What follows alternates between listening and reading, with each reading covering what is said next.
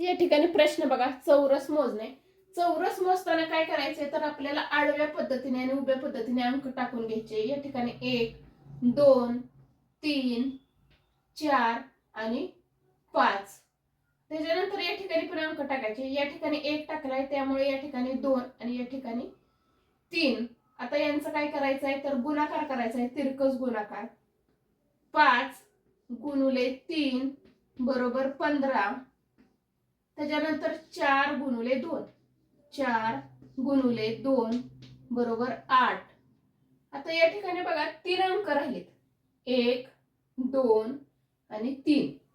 मग काय करायचंय तर यातला मोठा अंक घ्यायचा आहे. यातला मोठा अंक कोणता आहे तर 3 आहे. मग या अंकाची काय करायची तर बेरीज करायची.